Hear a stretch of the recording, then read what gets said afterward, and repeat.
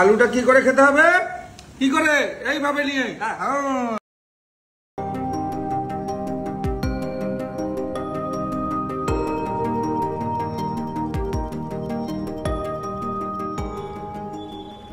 ঠেলা গাড়ি থেকে 3 তলা রেস্তোরাঁ, এখন বিতর্কের শিরোনামে গোটা খাসির সুব্রত। চাকদা মানেই অনেকের কাছে বিরিয়ানি, আর সেই বিরিয়ানির সঙ্গে জুড়ে আছে এক নাম, একান্ত আপন। ঠেলা গাড়ি থেকে শুরু করে 3 তলা রেস্তোরাঁ, সুব্রত তালুকদারের এই সাফল্যের কাহিনী বহু মানুষকেই অনুপ্রেরণা জুগিয়েছে, কিন্তু এখন সেই নামই জড়িয়েছে এক বড় বিতর্কে। মালিক সুব্রত তালুকদার ও প্রাক্তন কর্মচারীদের পাল্টাপাল্টি অভিযোগে তোলপাড় নেটদুনিয়া।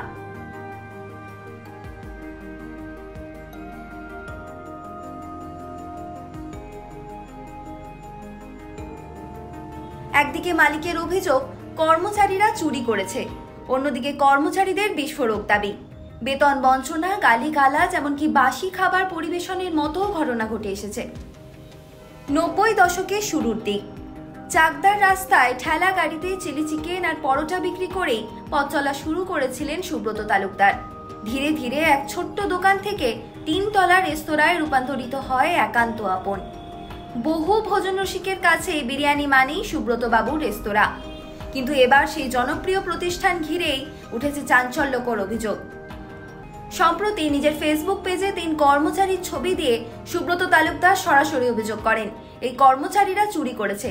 এমনকি অন্য রেস্তোরাঁর মালিকদেরও সাবধান করেন তিনি, যাতে ওই 3 শান্তিপুর এলাকার যুবককে কাজে না রাখা হয়।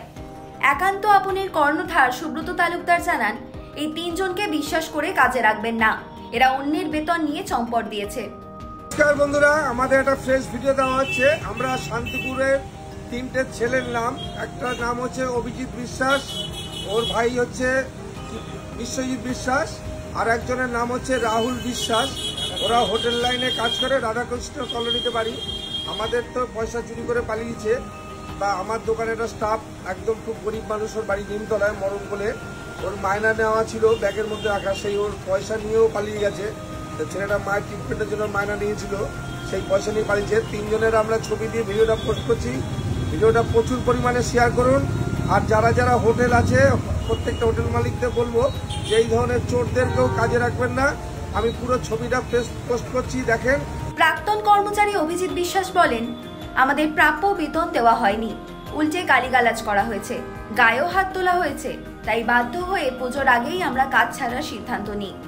অন্য আরেক প্রাক্তন কর্মচারী বিশ্বজিৎ বিশ্বাস জানান, আমি নিজে দেখেছি 2-3 দিনের বাসি বিরিয়ানি গ্রাহকদের দেওয়া হয়েছে, তখন কিছু বলতে পারিনি, কিন্তু যখন চোর বলে অপবাদ দেওয়া হলো তখন সত্যিটা প্রকাশ করতেই হলো। মালিক আমাদের 2 ভাইয়ের নামে চোর বদনাম দিয়ে একটা ভিডিও ছেড়েছে, দেখলাম একটু আগে। তো আমরা ওখান থেকে কাজ ছেড়ে দিয়েছি পুজোর আগে, কারণ আমি আর আমার ভাই টাকা পেতাম, ও 5,000 টাকা পেতাম, 10,000 টাকা পেতাম, টাকাটা আমাকে দেয়নি, আর উল্টে কিস্তি থেকে মানে মেরেছে বলে আমরা কাজ ছেড়ে দিয়েছি। এরকমই মারধর করেছে, আমার ভাইকে মেরেছে, ওইরকমই করে, ও মারধর করে। আর ওর কাছে স্টাফ কেউ থাকে না, সেটা তো দেখেছেন, ভিডিও মানে পোস্ট করে, স্টাফ লাগবে, আদৌ স্টাফ কাছে থাকে না, 2-3 দিন কাজ করে ছেড়ে দেয়। আর ও স্টাফের মারধর করে, হচ্ছে বাসি জিনিস খাওয়াই 1 নম্বর। ওর হোটেলে বিরিয়ানি আসবেন না, বিরিয়ানি আমি কাটি, আমি জানি বাসি বিরিয়ানি খাওয়াই, আমি খাবারটা আমি সব করি, তো আমি জানি আমার নিজের কাছে খারাপ লাগে বিরিয়ানি সব। আর ভীষণ নোংরা, ও ফুটকামুটকে খাই, ওই থুতুমুতু ফেলে বিরিয়ানিতে। অভিযোগ প্রতি অভিযোগ ঘিরে ইতিমধ্যেই নেট দুনিয়ায় শুরু হয়েছে উত্তপ্ত বিতর্ক। একাংশ মালিককে সমর্থন করছেন, আবার অন্য একাংশ প্রাক্তন কর্মচারীদের পাশে দাঁড়াচ্ছেন। অনেক নেটিজেন প্রশ্ন তুলেছেন সুব্রত বাবুর চরিত্র নিয়েও। চাকদার জনপ্রিয় বিরিয়ানির দোকান একান্ত আপন, একসময় যার সাফল্যের গল্পে অনুপ্রেরণা খুঁজতেন অনেকেই, এখন সেই নামেই জড়িয়েছে কেলেঙ্কারিতে। গ্রাহকের আস্থা, কর্মচারীদের অভিযোগ আর মালিকের প্রতিরক্ষা, এই ত্রিভুজেই দাঁড়িয়ে এখন একান্ত আপনের ভবিষ্যৎ, যা বড়সড় প্রশ্নের মুখে।